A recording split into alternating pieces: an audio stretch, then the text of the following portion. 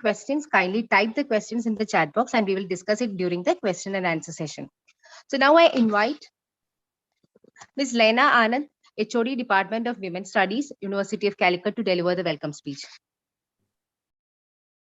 Hello, yes. So thank you, Dinda, and good afternoon, one and all.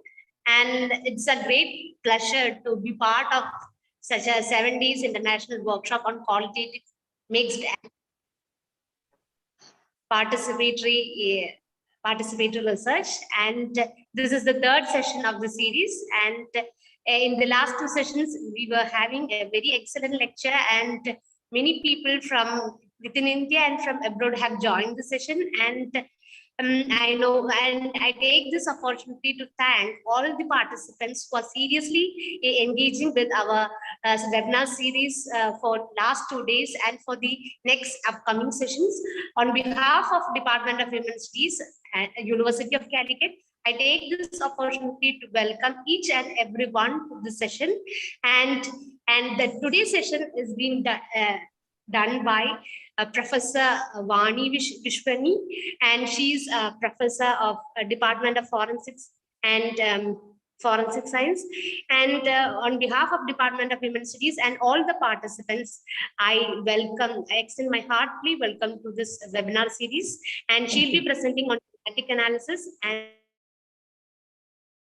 yes, so I hope that this session will be a great privilege for all the research scholars and the supervisors to have a great insight on various aspects of thematic analysis. And yes, welcome you, ma'am, to the session. Thank you. Thank you very much.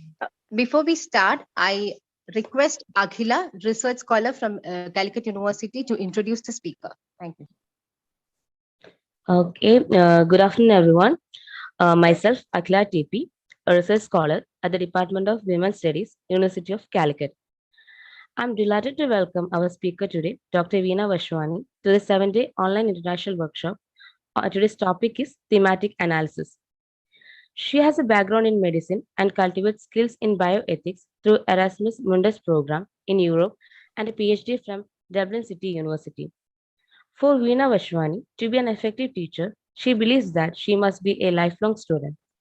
She is the founder director of the Center for Ethics and initiated the first postgraduate diploma in bioethics and medical ethics in 2011 and the postgraduate diploma in clinical ethics soon after in collaboration with Jonas Gutenberg University, Germany. She is the program director for the Inapoya University Fogarty International Center Research Ethics Masters program for India, which is funded by the NIH. These were the first PG diploma and masters in India. In the aftermath of the tragic Mangalore air crash, she received training in South Korea and Thailand to prepare for her PG diploma in forensic anthropology and odontology with the collaboration of Mangalore diploma in forensic anthropology and odontology with the collaboration of Equipo Argentino Anthropology de Forense with a focus on disaster victim identification. She has been a member of Asia Pacific Medico Legal Agencies, APMLA, and Indo-Pacific Association of Law Medicine and Forensic Science, INPLMS. She has contributed to the Minnesota Protocol on the Investigation of Potentially Unlawful Deaths 2016 program in the revised UN Manual on the Effective Prevention and Investigation of Extra-Legal, Arbitrary, and Summary Execution. In addition, she was awarded a GFBR Travel Fellowship to the Johns Hopkins Berman Institute and Bioethics to create a white paper on ethical issues with controlled human infection model studies in India, under the mentorship of Professor Jeffrey Khan and Professor Joseph Ali. Now this session is over to you, ma'am. Thank you. Can you give me the screen, please? Yes, ma'am.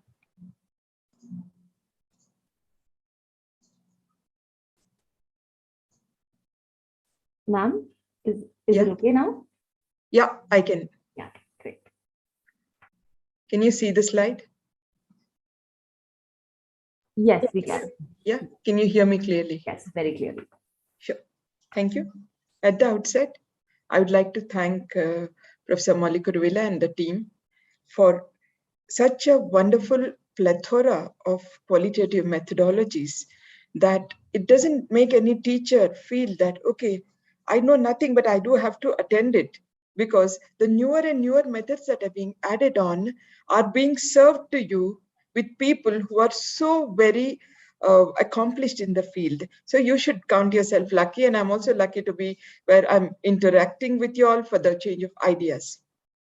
So I bring you the thematic analysis, and there is nothing new, but it's again like how we treat a particular topic, a research topic that matters.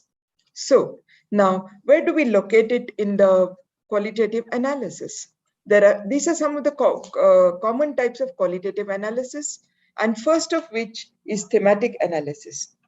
The thematic analysis is one of the first as well as the simplest, but that doesn't mean that we can afford to be lackadaisical, because it has a fixed way of approach, the fixed way of analysis and writing up.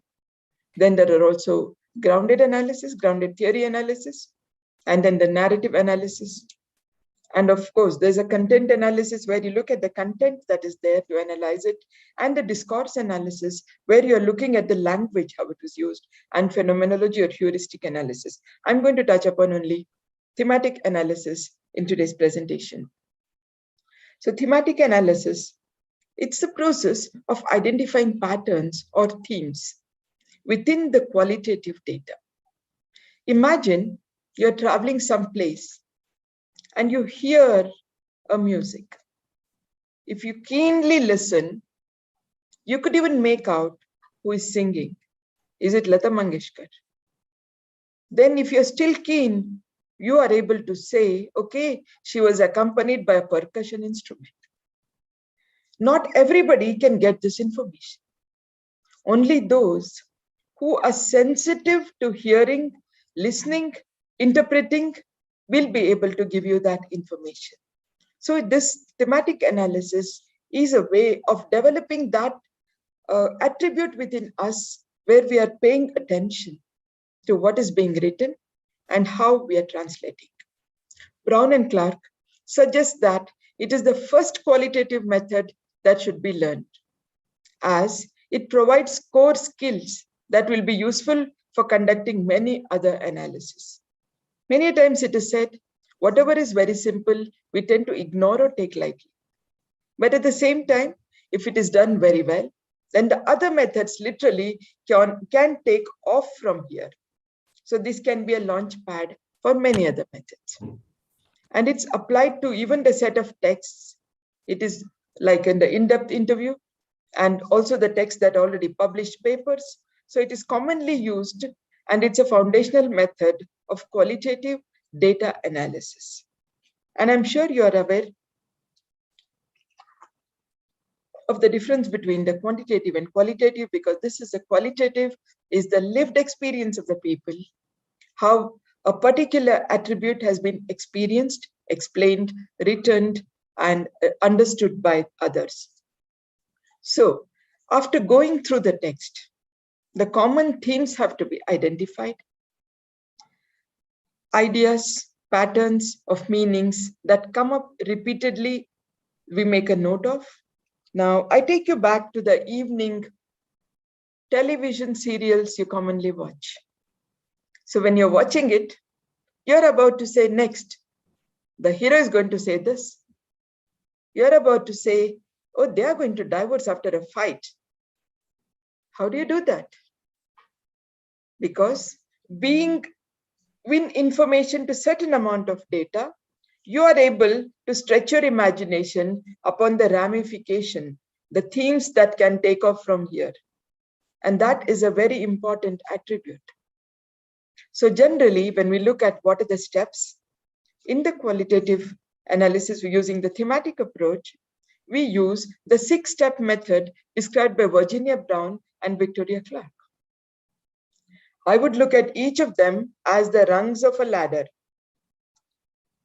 none of those steps are there for resting, but rather you step on it to go to the next, step on it, go to the next, step on it till you have completed writing up and publishing it.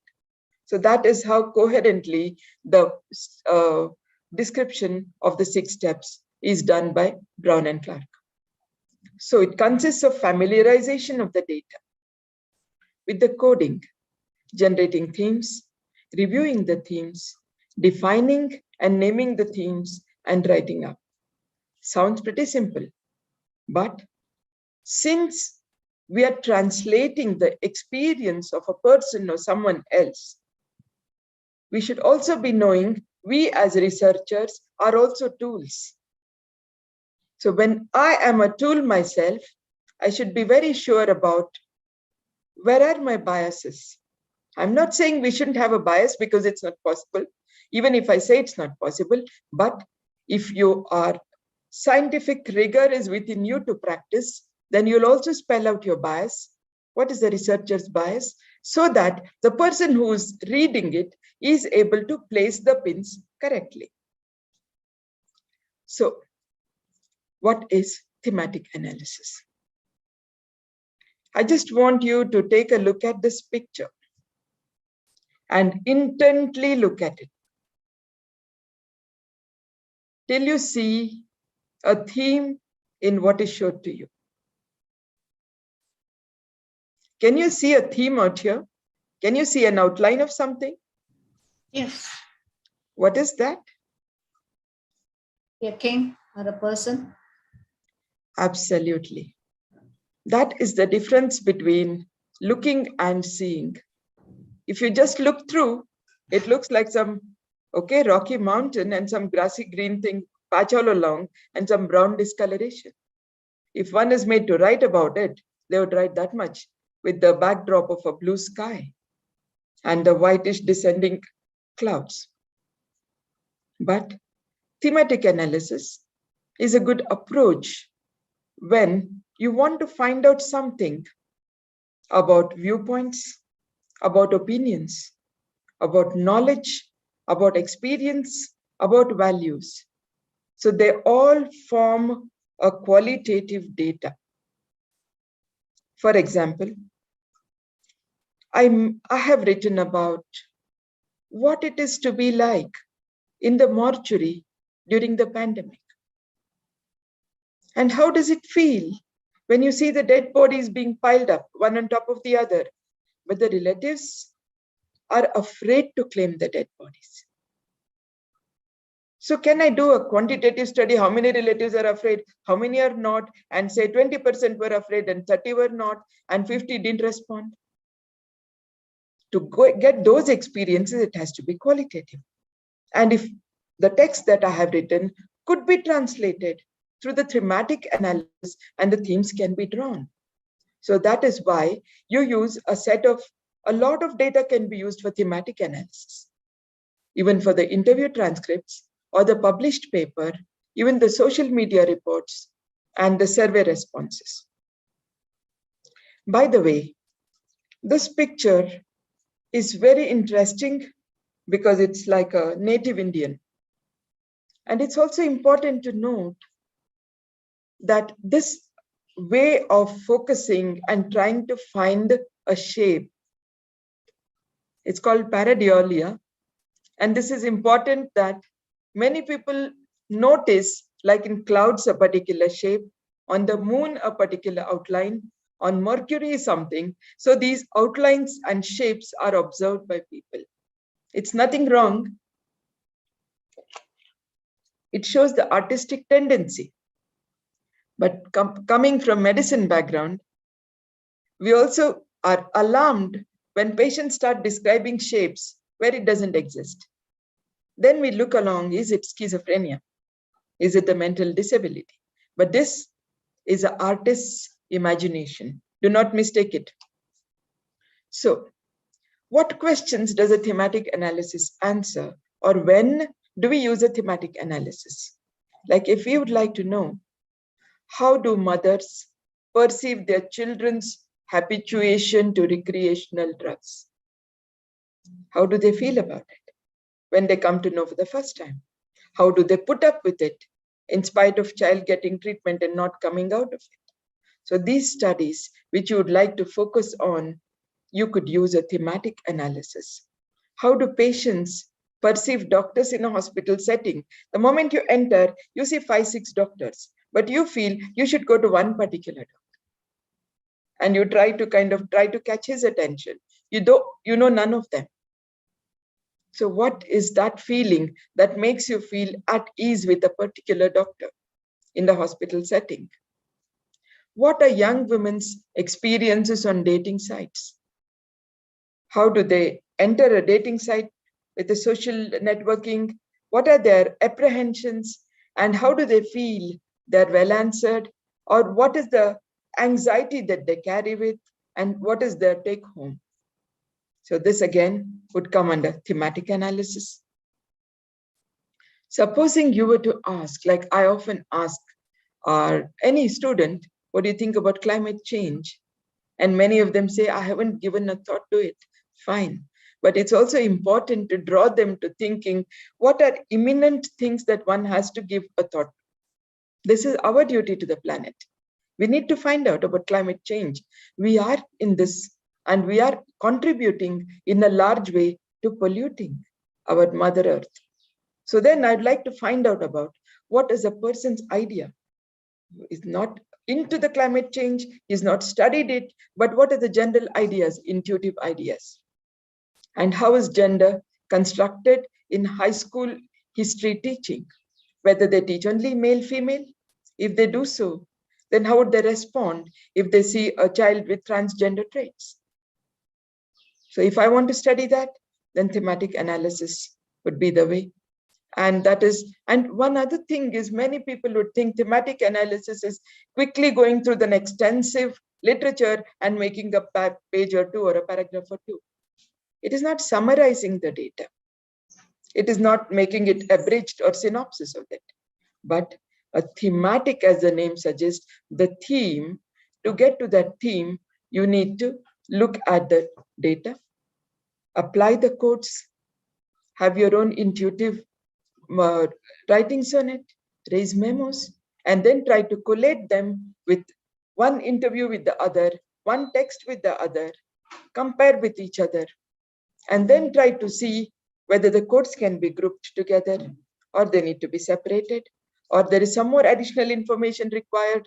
You may go in for more information, and ultimately you have before you a body which shows a theme, sub-themes, and a lot of other categories and codes.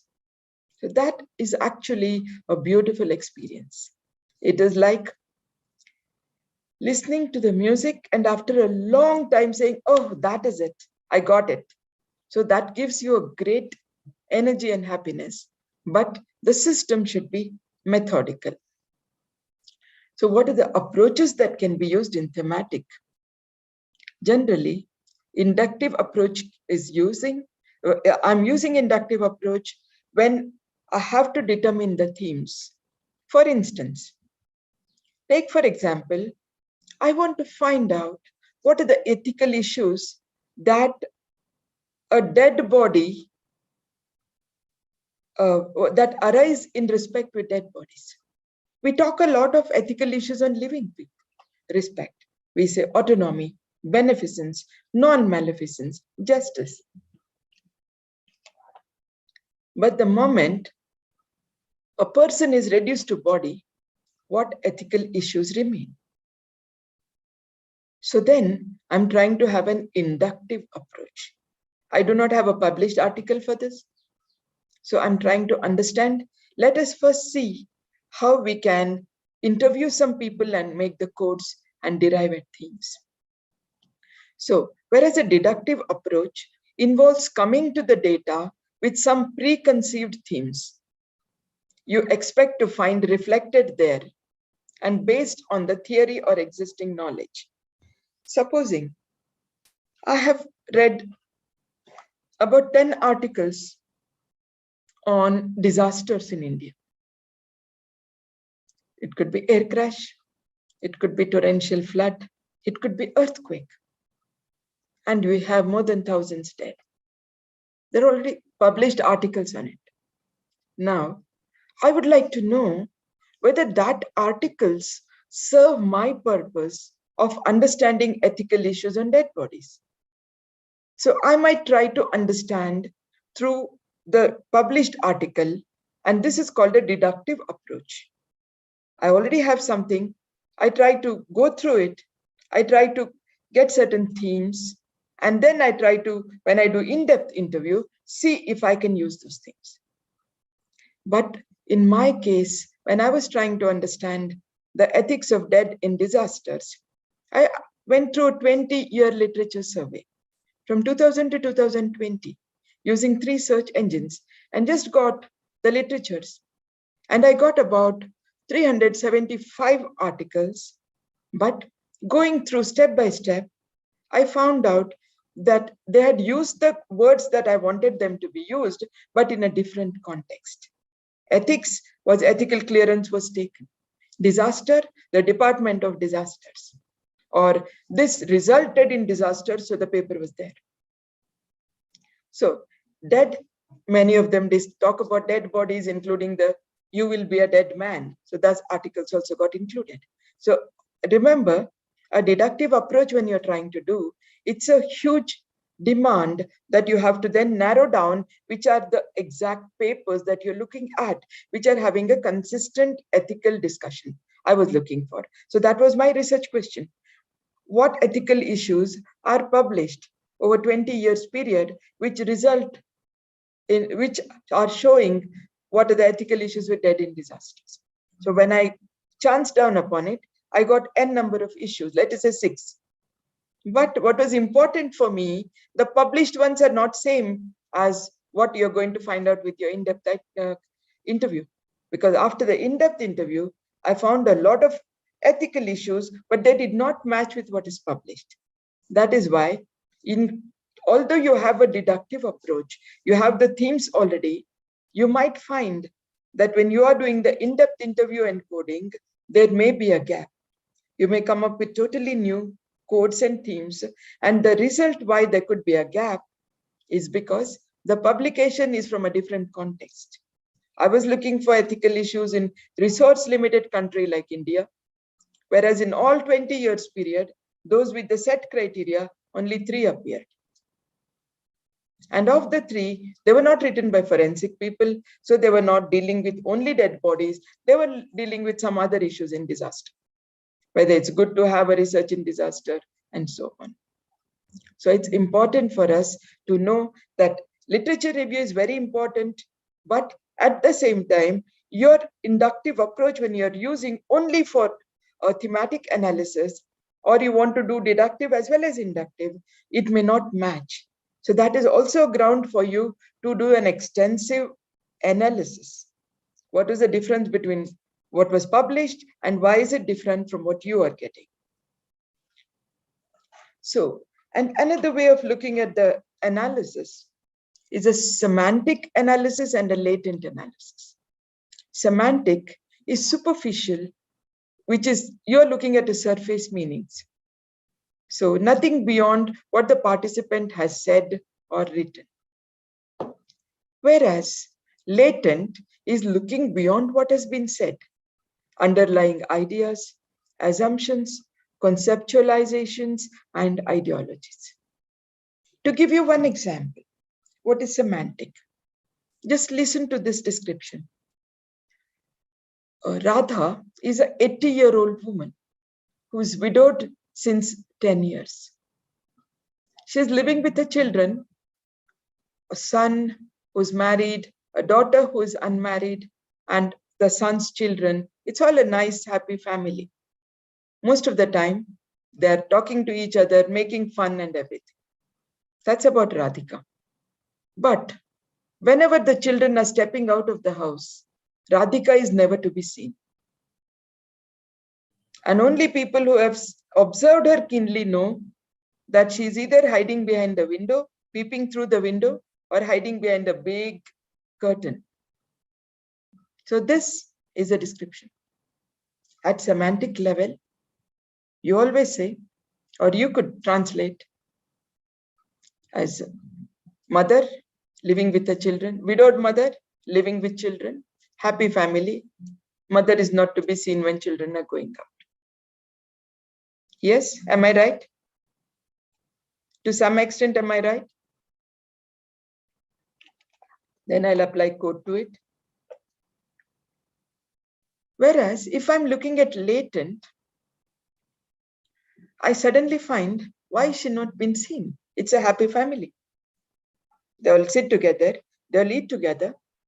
Then why is a necessity for the mother to hide behind the curtain or look out through the window without being seen?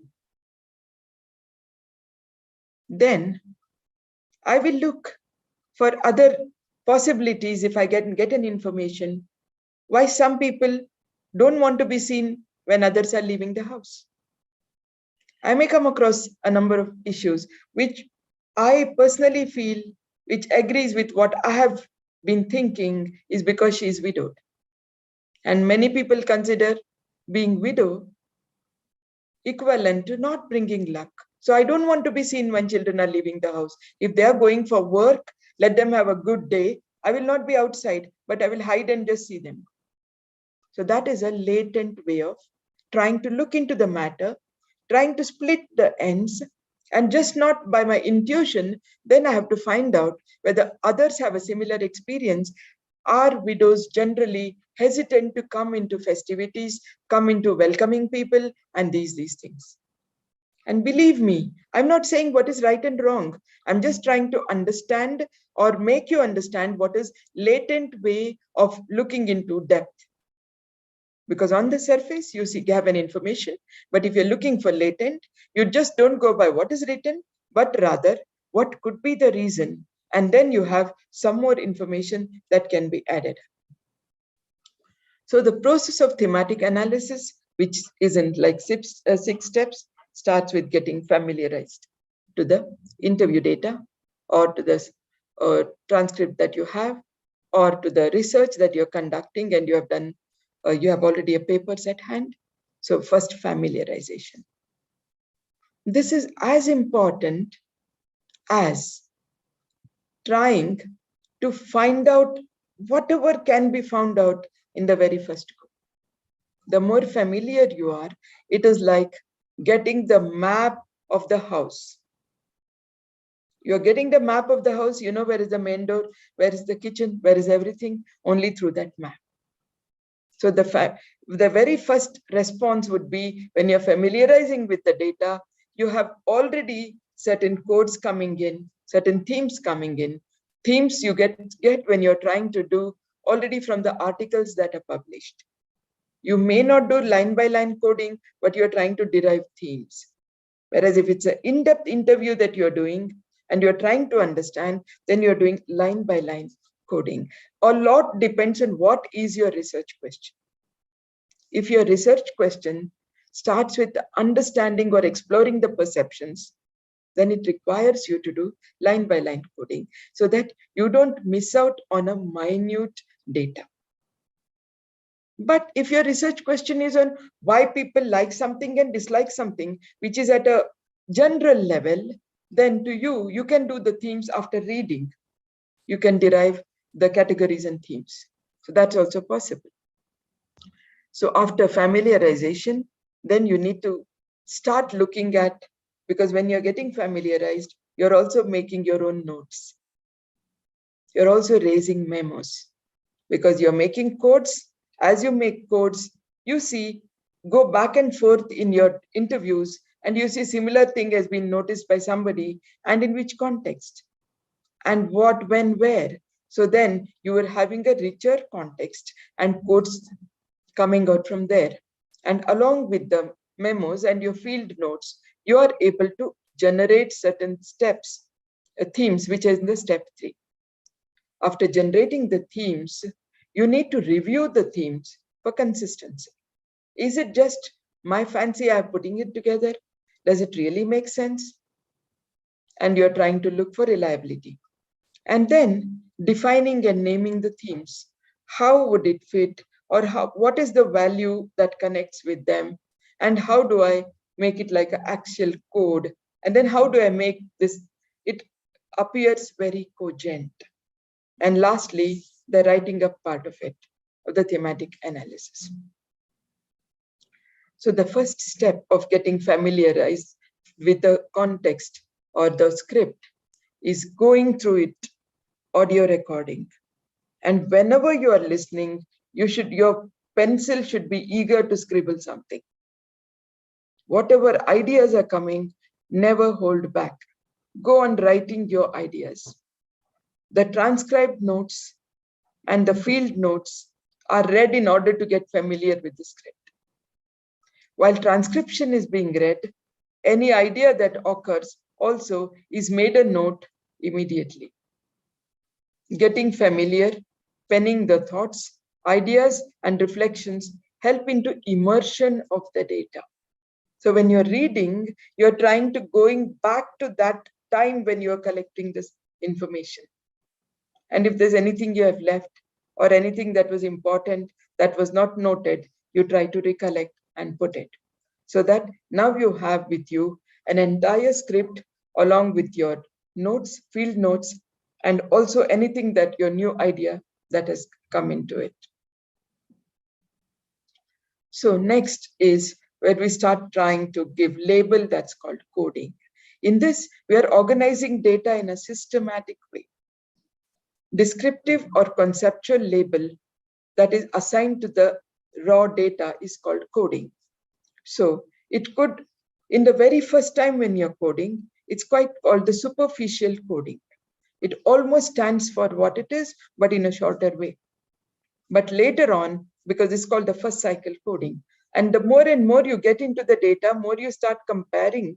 And with constant comparison, you are able to have a better grasp of like the tune that you heard repeatedly, and you can recall when somebody is singing it, this is the song. So that gives you a familiarity how the data is taking you and how the data is being interpreted. And also it shows you some glaring deficits or a gap that require to be bridged, for which again, you may have a clarificatory interview and build on the analysis because you may want to have some more information.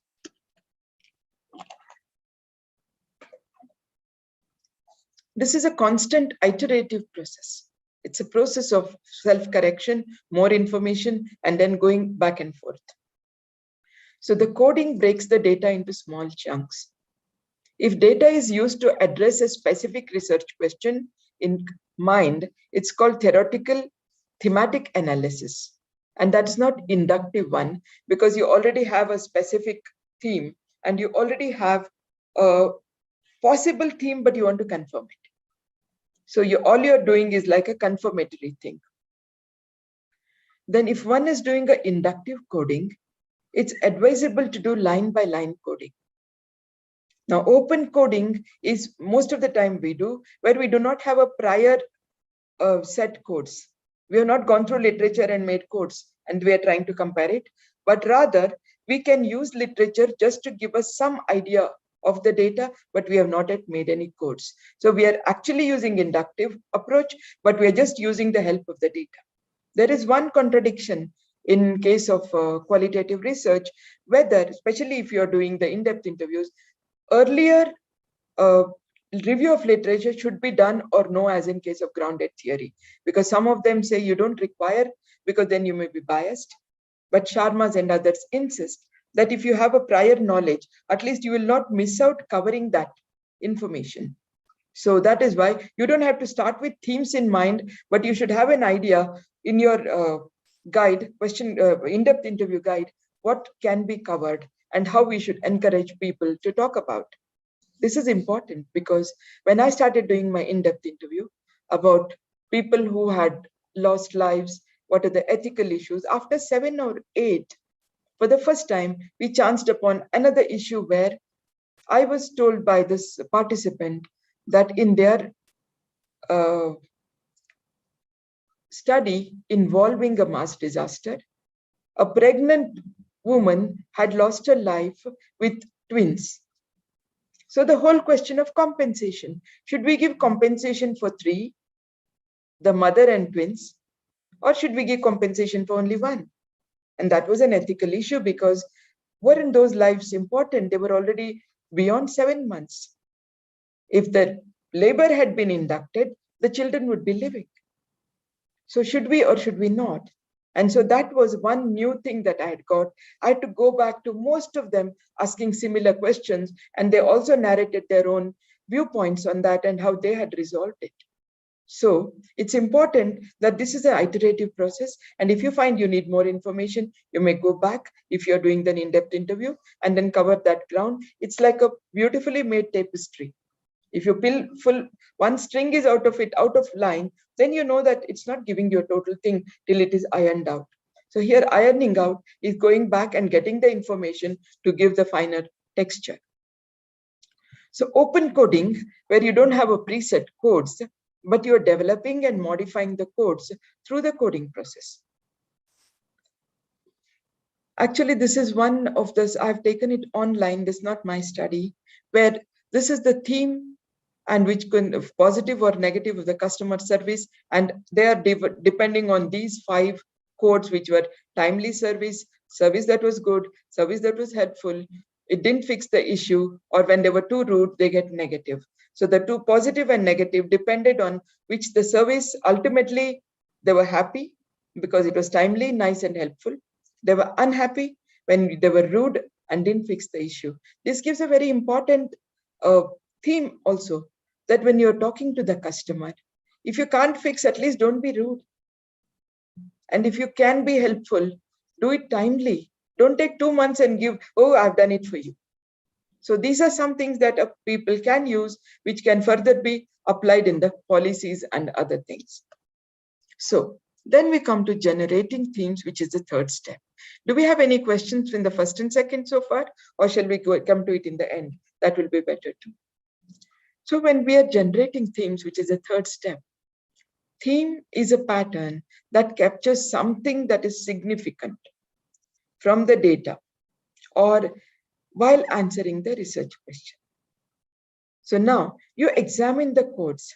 Now, when you are doing these codes, I would think that every qualitative researcher must start with the process of cutting and making notes and putting it in different colors, or arranging the color thematics or sticky notes of different colors to signify something.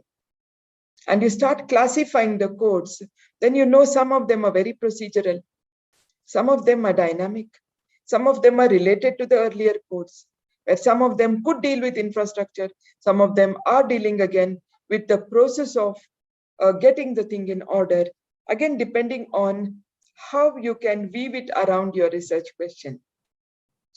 Codes are raised, and after the codes are complete, then the codes may be moved around. So now in my first, when I was doing ethics of forensic medicine in disaster, that's ethics of dead bodies, I had about 350 codes. But when I moved around, I found many of them were quite similar. They could be grouped under the same heading. That's called categorizing the codes. So a pattern emerges when you have these codes. After they're complete, you merge them and move around them so the categories are found. So in the case of process of dead in disasters, I had 4 important things, and that was around how were the bodies identified and what happened to the dead bodies that were not identified. There were lack of professionalism from all the in-depth interview, but I could collate it directly to the fact that there was no funding for forensic work. There was no research happening. There was no money for cold storage. Because see, nobody thinks we die unless we die. So nobody is keeping any amount of money to the mortuaries because that's the last thing that happens. But if any VIP has a death in the family, then the first thing he will say is, why your mortuary so bad? That's because there isn't funding. So professional development programs were lacking, as a result of which the people were not happy with the services provided, which was again due to infrastructure. So this is how coherently you can make a theme out of the entire category. So after the codes are complete, they are merged. It's interesting. it is, I mean, I can express it. Maybe I'm a lady, maybe gents have to tolerate it, because the example I bring is from kitchen. That we bring a lot of vegetables, we cut them and keep them. That itself cannot be served as a salad. But for salad, you need to arrange it into different way, cutting, chopping, dicing, putting together with something, and then you serve it. And the one who's eating sometimes, especially if it is grated, they would not know what comes into it.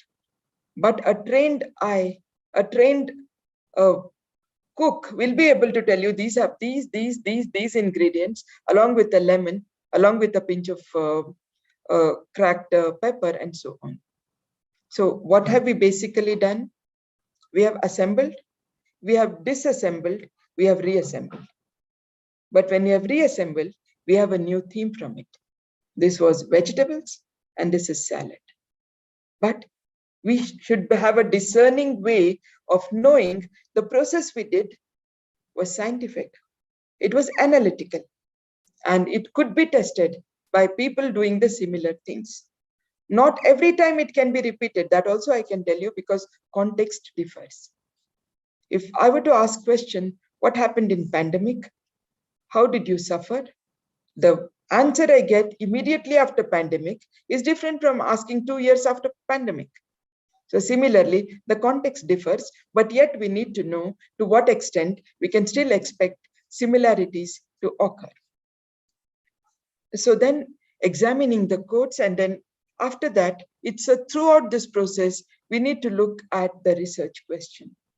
My advice to all the researchers has been, keep your research question taped somewhere. Everything that you do, look into the research question and see where it fits. Does it fit? At what point does it fit?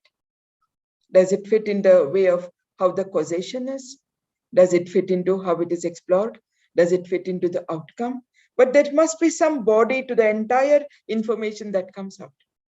And it's for you to give that shape, because you have the bones at hand. The codes actually are the bones. And for me, as a forensic anthropologist, I see, how do I assemble these bones to make a huge skeleton, entire skeleton? So that is how we try to use the codes, seeing how best it can give a theme from the categories to the themes. So the process of naming the theme next. So we started with getting very familiar with the data. Then we started making the codes. From the codes, we came to the theme. Now, how do we name the theme? In other words, how does it fit into our research question? What part of it does it answer? What are the other embellishments that have come out of the categories that can form a total picture? And how are we going to, consider this? So when we're thinking of naming, it's important to use, of course, you can use NVivo. I used NVivo myself, but initial process was very important because I'm a very tactile. I would like to feel with my hands. I had the entire transcripts. I cut them into small codes that I had made. I started sticking in different sheets. And then I gave a title to them. Then I thought some of the themes that I gave were changing because they didn't explain it in wholesomeness. So I had to change them. Then some of the codes had to be removed and put under something else because it made a bigger picture and it was more coherent picture. So this process, gather all the data and that is relevant to each theme. You can use this by cut and paste function. It can be done by the word. You can give a different color columns. And I used to do like infrastructure, professional development, at the disaster site, the identified bodies, non-identified, different colors for each of them. And then the codes I would see, it goes into one, but many times the codes can go across for more than one particular category or theme. So it's okay because the actions are same, although the impact is different. So we can put it in all of them as well. And you can use your transcript like that. Some people even use only Excel sheets. And again, access to qualitative data analysis softwares, they're good. There's also Delve, some people use. And if the small data is there, you can also do it just with color stick-ons, different stick-ons for different things. Each is color coded. Now to illustrate, I'm just drawing from my example where I talked of ethics of forensic medicine in disaster. So it started right at the disaster site, the ethical issues at the disaster site. When the disaster occurred, there were no people who were trained. So crowd started moving into, and they started taking the things away. And they started thinking they're helpful, but they were more creating a mess. The fingerprints were lost. The individual items that could be help in identification were lost. The bags were displaced. IDs were displaced. So that is where it started. Initial bad handling resulted to perception of disrespect to dead body. This is where the first voices of disrespect came into picture. And how the bodies were transported to mortuary. When they're not trained, if it's a burned body, then only parts were being transported. Somebody could even see that it was not done well. So again, disrespect to dead came in a very big way. And then they were brought into mortuary. In the mortuary, the process of identification.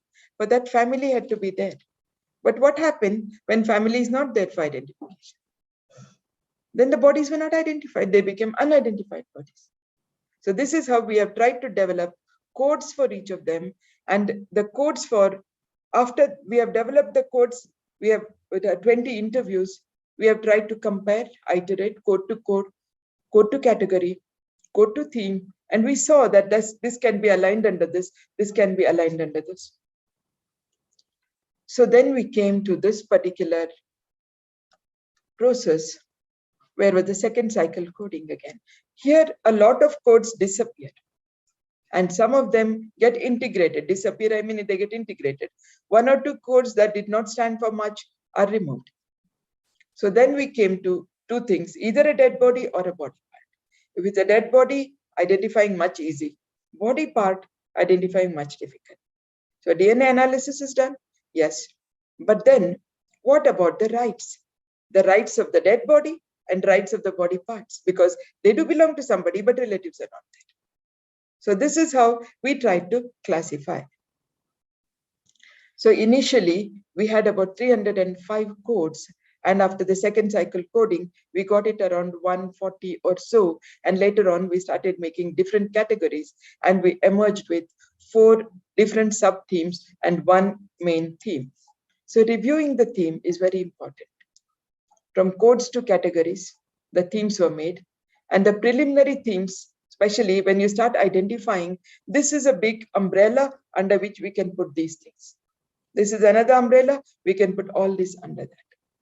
Then you also start understanding the finesse of character of codes, the property of codes. When that becomes very, very, it moves along with another particular attribute. So for us, we realized that when the dead bodies were kept in cold storage, the relatives were little better than the dead bodies displayed outside. And the same relatives were very anguished, and they made allegation that dead body was not being treated well. So if you don't cover the dead body, it's not your fault, but then there is also other whole lot of categories we need to explain why such a thing happens. So it's like a whole story unfolding before yourself. So it's important to understand the more you are immersed with your data and the categories, you can see the theme literally flowing out. You can say that this encompasses everything, and under these are like the tributaries of the river. Collect the data pertaining to the theme. Read the data associated with theme. This is very important. With every theme, sub-theme or category, see with a main theme, what is the connection? Do we have to turn around, put it under somewhere where it has a more immediate connection? So check whether the themes work across the interviews. Everybody's interview, is it a bit substantial? Also check the sub-themes within the themes. And does the theme support the data? And do the theme occur with regularity? I would think by the time you finish this, you will have a huge master chart with first the data, and then what the codes were, and how the codes were merged, and how the categories were developed, how were the themes. And if you have this together, it's very easy. And it's also good. I don't say it's easy, but it is analytical. It helps others look at it and say, yes, that shows the transparency. So later on, I got this theme that dignity of the dead was a central core theme. And that was translated as respect for the dead. And what does this respect, how does it come from? It came from identifying the dead. That was our category. Identify the dead, then you know this person is somebody's uncle, aunt, and you give the body, they're very happy, they give last rites. So when you identify, the restoration of last rites, preventing harm to the family. If a family doesn't know a person is dead, they go on grieving, thinking he will come back. They won't move on. And supposing he was to get compensation or a job in the family, the justice to the family is not there. So that was my first sub-theme under the core theme of respect for the dead, which directly came from dignity. And then second was the ethical issue was research. Whether primary research is possible on unidentified dead bodies, or can they be done only with consent? And then the third was resource limitation. If I don't have cold storage, if I have only 4 body cold storage and 25 bodies are received by me in my mortuary, how do I show my respect for the dead? How can I make sure the bodies are well protected? So that is why under resource limitation, infrastructure, logistics, manpower, training, and policy lacuna. These were all noticed. And lastly was professionalism. Most of the complaints were from the family that there is no professionalism. But we could point out why was such a perception, because there was a lack in standard operating procedures. We could not tell them by when we are able to give you. What is the flow that we are following? How are we going to do it? And who all are the people who are responsible? Because we were also working on ad hoc basis. Oh, we have so many bodies. Okay, call somebody else. Bring some ice. The ice gets melted. Okay, we have got some cold storage, but then especially in case of lightning, thunder, earthquake, the electricity is snafu. How do you then preserve the dead bodies?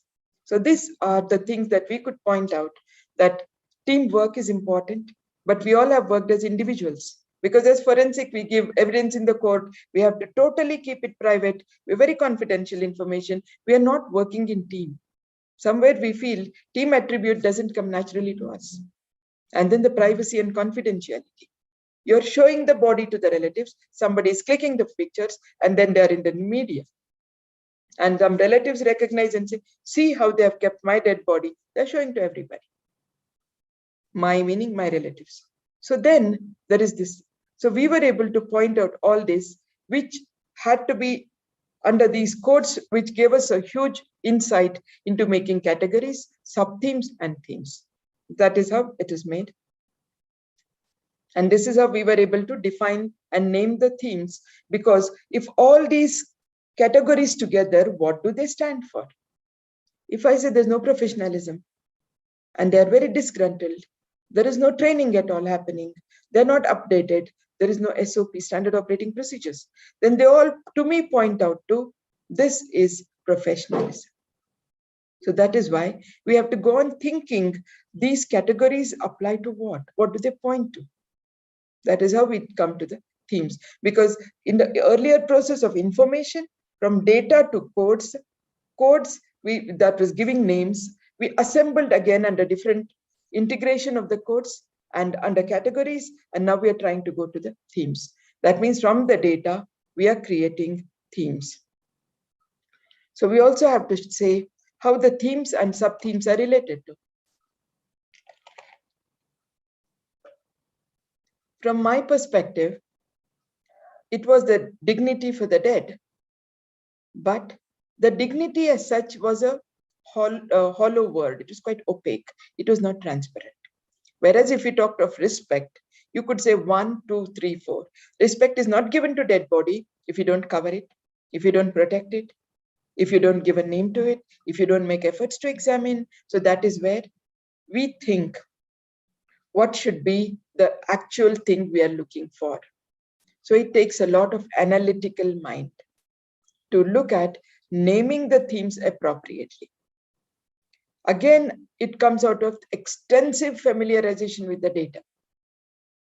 Coding, how the process has taken place, and which are the overarching categories and subthemes, which can be classified under one, which are related to the other.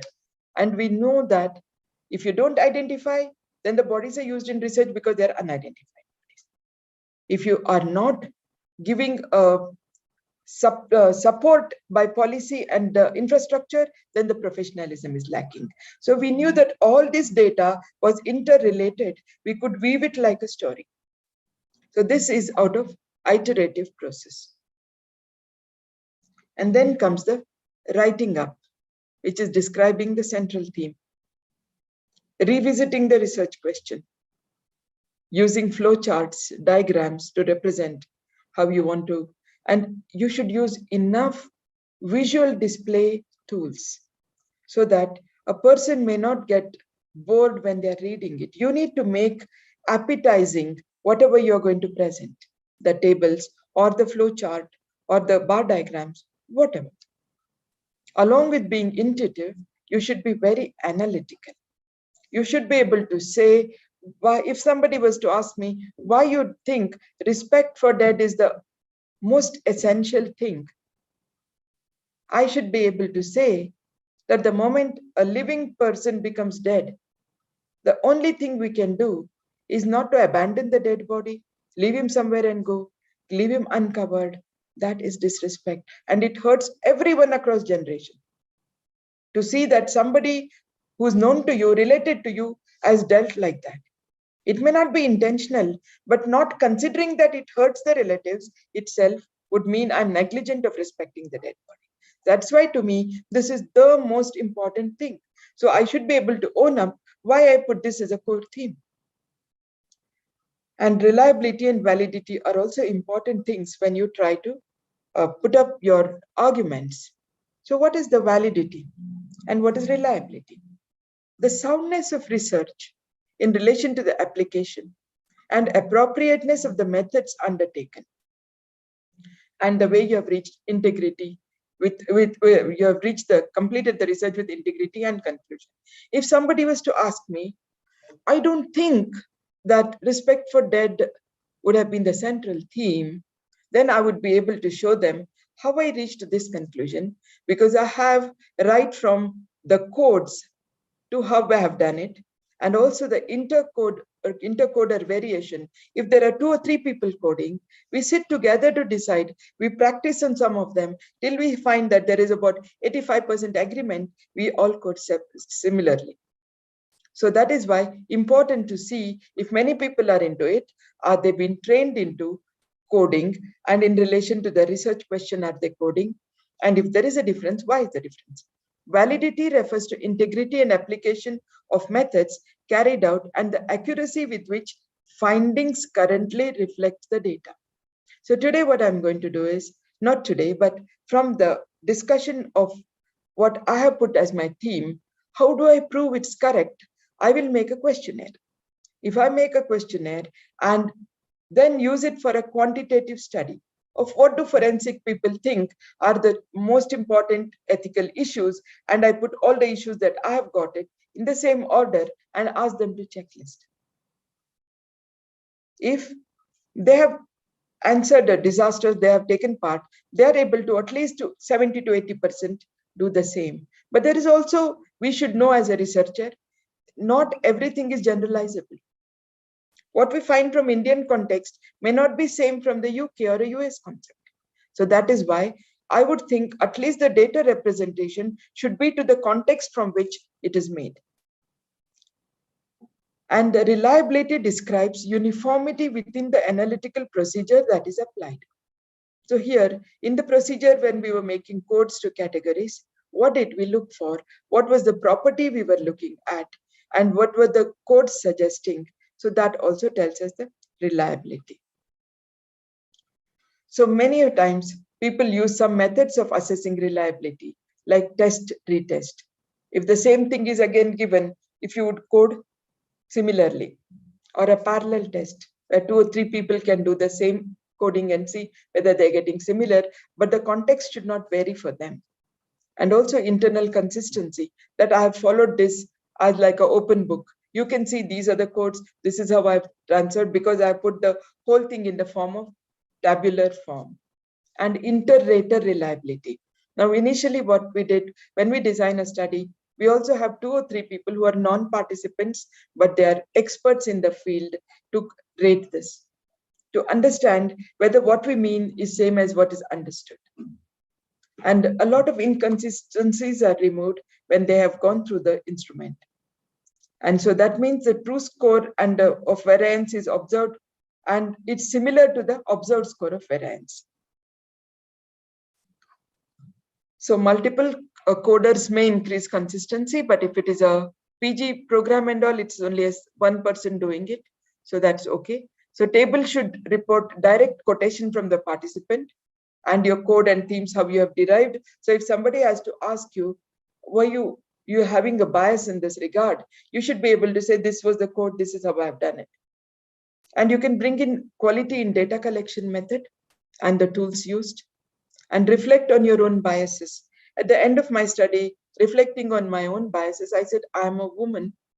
And when I'm taking the in-depth interview, there could be some problem with them to give certain intimate details as a part of the bodily description, which they may have found hesitancy. Secondly, the fact that many of the colleagues are also my juniors. So there must have been a power inequality. It must have come into the picture. And thirdly, because I'm forensic, I want to declare that I'm also an object and subject in this research. To some extent, my biases, but I wouldn't call it biases, but we are co-creating the reality, participants and the researcher together. We are trying to co-create the particular lived experience of the disasters. And I reiterate that coding is the foundation. We should code anything if you want in the beginning. Later on, you may dispose it. But if you're not coding everything, many a times, most important things get lost. So I've come to the end of my presentation, and I would like to place on record my gratitude to Dr. Molly Kuruvilla and the extreme talented team which has organized it, and also the other resource person on the team who literally make me want to attend every day, and to the participants and one and everyone, I will be answering your questions. Thank you so much. Thank you so much, ma'am. It was a wonderful session. And now the floor is open for discussion. Can I have a minute? I get some water. Yeah. Sure, sure.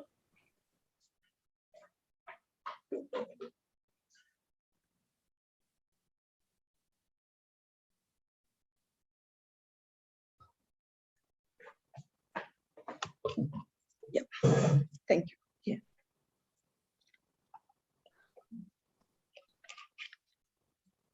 Yeah. Professor Veena Vaswani. Wow, it was so clearly explained. And I know several of my participants present in this workshop might have used it in their research. But I would like to tell all of you that this is something very often used by foreign scholars in their publications. They conduct thematic analysis of published papers of a particular period, and they will come out with a very beautiful new publication. And as I told you on the first day, in that book, my edited book on Handbook of Research on Gender Mainstreaming and Women Empowerment, there were 2 papers. One published by a research scholar at Queen's University, Canada, and another by another scholar from yet another university in America. Both of them used thematic analysis.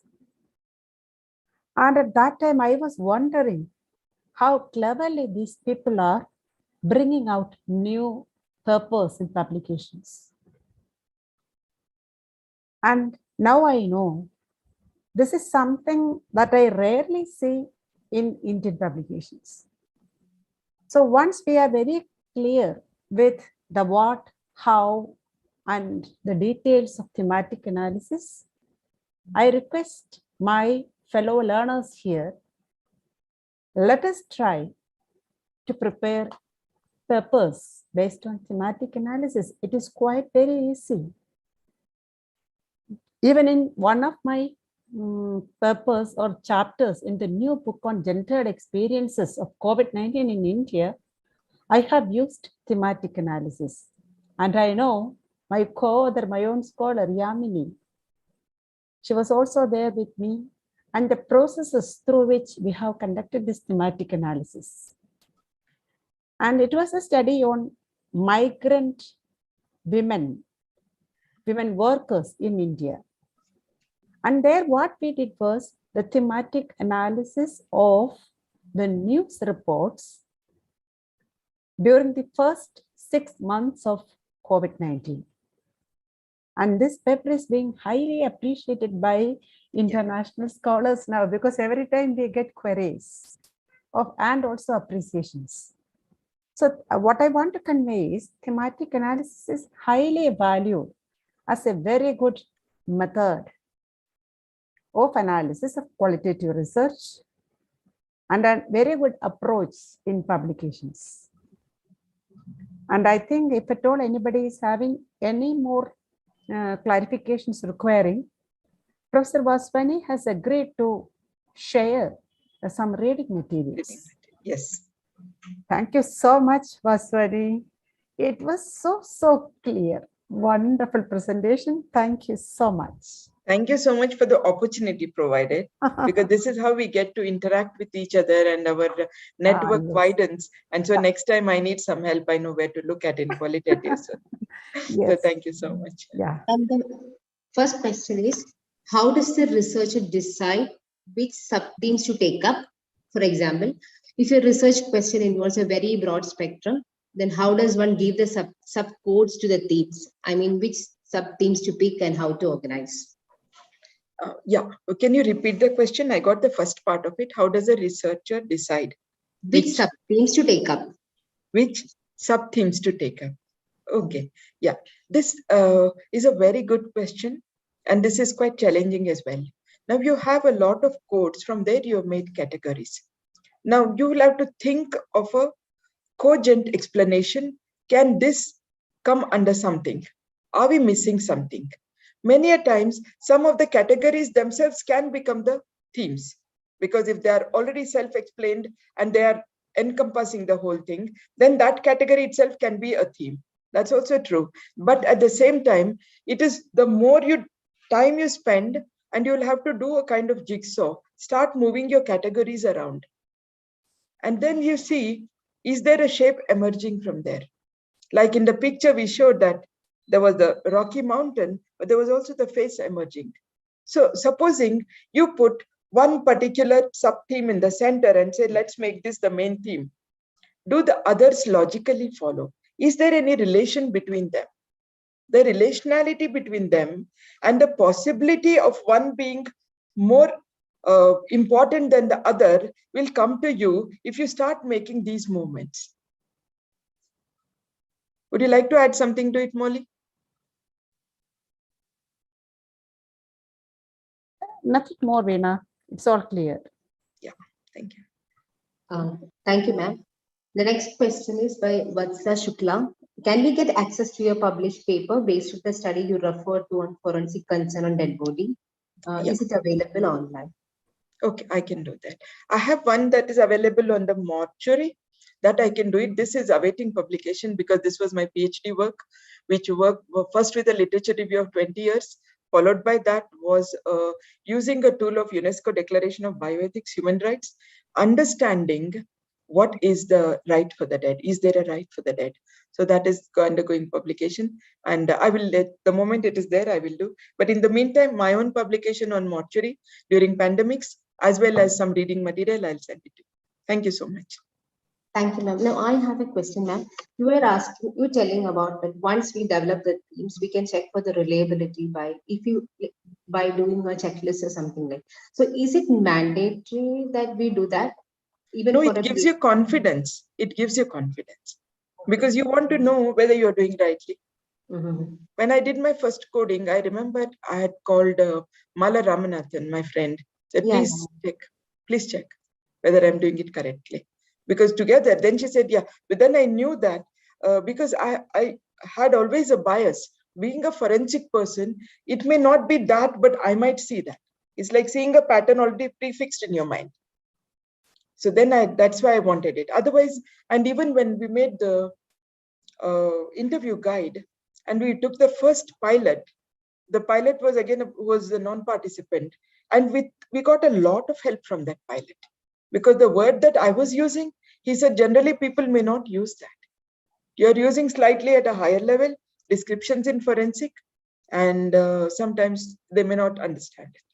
So that is how it's important to see how best you can improvise and how best you can improve. And also, if you're had 2 or 3 people are coding, then definitely you should see the intercoder variability, how much, to what extent you're on the same theme and same way you're going to code. Okay, ma'am. So also you told about the consensus. If we don't reach a consensus of about 70%, then what was the next step? If you don't reach a consensus on, Like you were saying, in case of intercoder reliability, yeah. You could practice it, that's all. It's not a very big change. Oh, Just you need to look at, again, objectively, look at the research question. Look at how you're trying to get it from there and explain why you have done this and why the other person is not doing it, and see if there is a semblance, whether the person is looking at something of a research question not spelled, but he may be looking at outcome, or he may be thinking this is the most important thing, but for what reason? okay. So that is why it's always good to keep the research question in your table. It's always pasted on my laptop, because the moment I'm doing anything in relation to my research question, where would that come? How would this change? Mhm. And where do I place it? So it's a kind of vague trying to make an umbilical cord connection. And where do I put it on the umbilicus? But with this could be the umbilicus and so on. Thank you so It's a much. bit not very clear, but it's once you start developing a thought processes like this, then at least you are on the guard that you're trying to make it similar for 2-3 people if you're going to code at a time. Right now, we are doing a study on controlled human infection model studies. That means, like in pandemics, if the disease has not been known earlier, so can you introduce infection and then study the disease, but introduce such a small amount that you can be able to study the disease and see if the vaccine is good. That's called a CHIM, Controlled Human Infection Model Studies. Now, these studies, 10 ethics committees in India started doing it as a research project. Ours was one of them. We finished it on the 3rd in the line. We are now going to publish. It's not yet complete. So, but for the first time here, we noticed there was a huge variation because 10 different people from 10 different committees, and they are interviewing 13 to 14 people. But still, when we pooled the data together, we agreed on certain themes. And then because with this, the data itself was guiding what would the themes be like. So it's possible to get a consensus on that. Okay, thank you. So the next question is by Sabha. How does researcher include the quantitative analysis along with thematic analysis from the same data? Quantitative and thematic. Yes. Yeah, How fine. does it include quantitative analysis along with thematic analysis from the same data? Qualitative means what type of qualitative? She's asking whether it is possible to include quantitative analysis along with thematic analysis from the same data. From the same data. You could. It depend again on what research question have you raised. Mhm. Because ultimately every research addresses a research question. So if my research question, for instance, is to understand whether every teacher or teachers in high schools are using corporal punishment, are they hitting the children? So I can do that with quantitative analysis. So I could say about 30% of them could be hitting, But then you need to do it one after the other. Because after you have got these 30%, then you should be able to have this thing to ask how it is done, either through the in-depth or to the reference with the literature. The already published literature may not help you because you may be doing from Kerala. The published studies may have been in from Cambodia, Vietnam, Andaman Nicobar Islands. So it would help you to do right to begin with. You can start your quantitative, and you have certain in that you can ask some open-ended questions. Then you already have thematic. Here you can also have your own in-depth interview of 7 to 10 teachers. Why do they hit? What do they feel? Why hitting will get you what? And things like that. So you explore them. And then you can use this exploration along with your already published data, or you can make it a standalone thematic analysis. It's possible to do. Thank you. Thank you. For example, Professor Veena, at Yeah. present, one of my scholars, I think she's present here, she's doing a work on mental health status of women in Kerala. Okay. And initially, she has used the WHO questionnaire on mental health status, and she has assessed the extent of mental health of women in Kerala. And a huge number of participants were also involved. Yeah. And from them, the upper and the lowest quartiles, those with very good mental health and those with the poorest mental health, they are taken. And now we are looking into what are the factors that might have contributed to better mental health or that might have resulted in the lowest mental health. And here in these in-depth interviews, we are going to use thematic analysis. Yeah. Excellent. So, excellent. yeah, that is what we are doing. Yeah, very nice. Yeah. My next question is Yeah. thematic analysis feasible for an independent researcher to undertake? Also, is there a ballpark figure for the number of themes? Come again, is thematic analysis Feasible for an independent researcher to undertake? Also, is there a ballpark figure for the number of themes?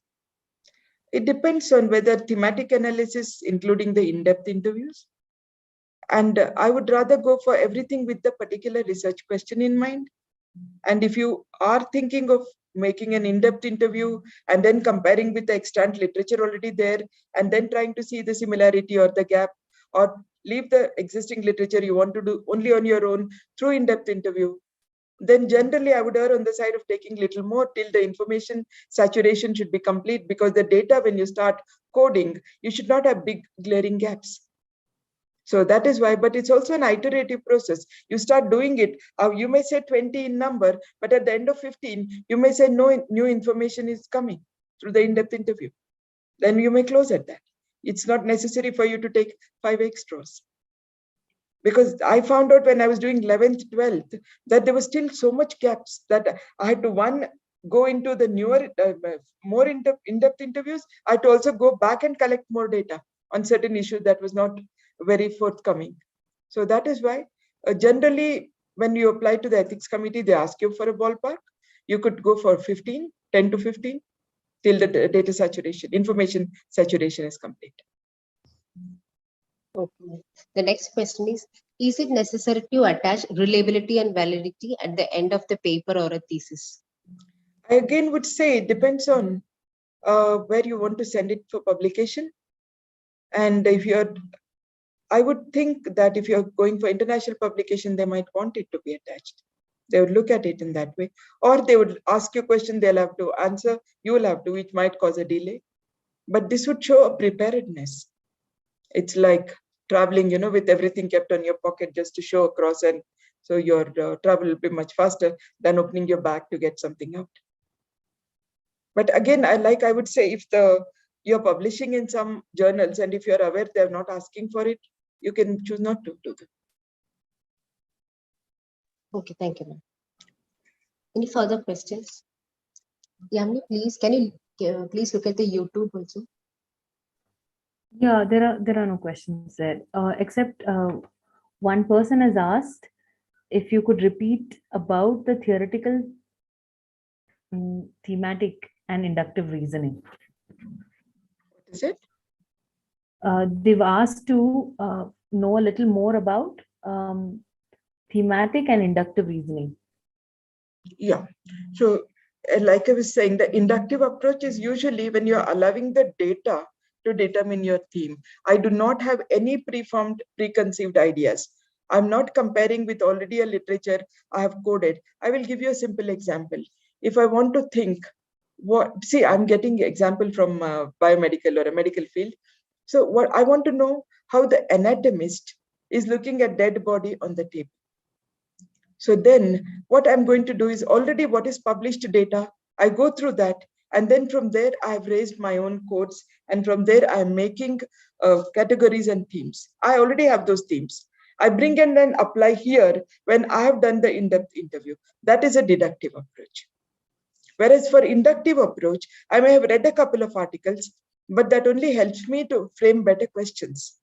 So better ideas. So I may think of dead body. I may also think of what happens about the fetus. If for a fetal dissection, I may have to think of only a body part. So that helps me make a better question, but that is an inductive approach where you don't have a preconceived data. You are making your own codes, not on which are already done before. So that is the inductive and a deductive. And what else was the person asking? Ma'am, can both of these be used together, like Sometimes yes. Yeah. Sometimes yes. You could, because for some particular thing you could use an inductive method. For instance, you have no clue and not much of a published data as to, let us say that I've done a postmortem examination and I have some material remaining. So is it okay for me to take the material and put in my museum? Because nobody will know. As it is what they're going to do with the dead bodies last rites. Can I do that? But I don't have much literature to that. I can do an inductive approach for that. Part A of my study. Part B of my study, if I'm suggesting a framework, then I would go for what is already existing.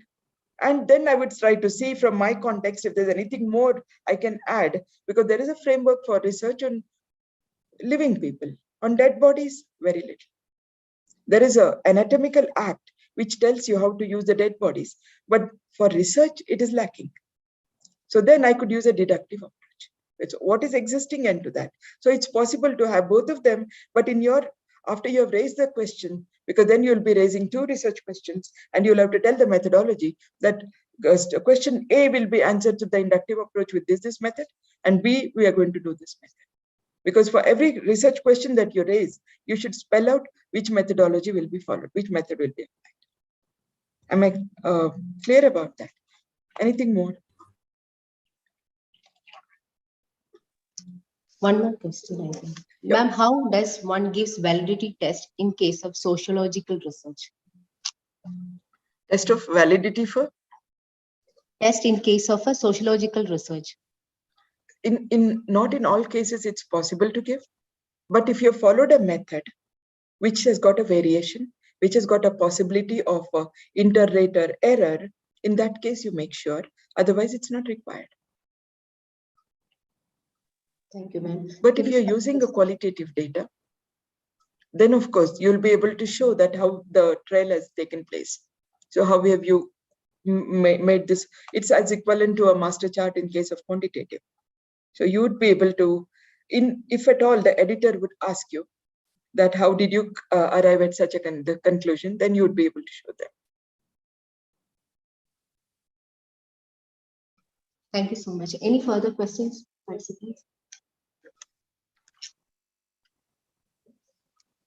That's it. I think so. And there are numerous appreciations for your wonderful question. Thank you very much. I appreciate being called to, because I'm really not an expert in this, but then I have done some of the studies. So first time when Molly called me, I said, why me? I said, no, you. Professor Veena Vaswani, it was really an excellent learning experience for all of us. And definitely we are planning to organize some higher level workshop. Okay, in this workshop, we had some PhD scholars, PhD researchers who are doing their dissertations. There are research guides, there are PhD scholars, because this is such a heterogeneous group. But in the future, we are planning to organize another program for the research guides alone, where we would want your contribution also. Thank you very much. I'm always a learner through, because by speaking, if I can learn more and if everybody can get it, I'd love to do that. Thank you so Okay, much. thank you so much. Thank Thank you. God bless you. Bye. Thank you. Thank you. Thank you. I really enjoyed giving this presentation and interacting. So many questions, talks of the interest you have generated in students. And it's a wonderful workshop. I intend to attend from tomorrow. God, I mean, I hope I get permission from time, Yeah, That's that's one the thing. issue. I'd like to do that. Thanks. Ma'am, can I write? Okay, Linda. Yes, thank you. Linda. I take this opportunity to thank Dr. Veena Vaswani for such an insightful session. And I believe this session was very helpful to learn, unlearn the wrong ideas, and get a clear understanding about thematic analysis. And the key take-home messages that is going to stay back with me is thematic analysis is not summarizing the data, and coding is the foundation. There is no shortcut. Once again, I thank all the participants, and I'm very happy to be as a participant in this wonderful session. And thank you so much. Thank you, all the participants. We will meet again on